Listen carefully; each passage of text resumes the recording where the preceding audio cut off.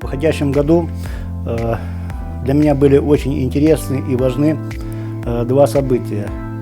Первое – это празднование Дня Победы 9 мая. И особенно для меня было приятной неожиданностью это проведение бессмертного полка, участие в котором приняло очень много людей.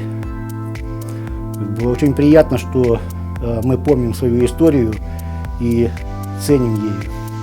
И второе событие – это, безусловно, я считаю, яркий спортивный праздник в рамках празднования 95-летия нашей республики.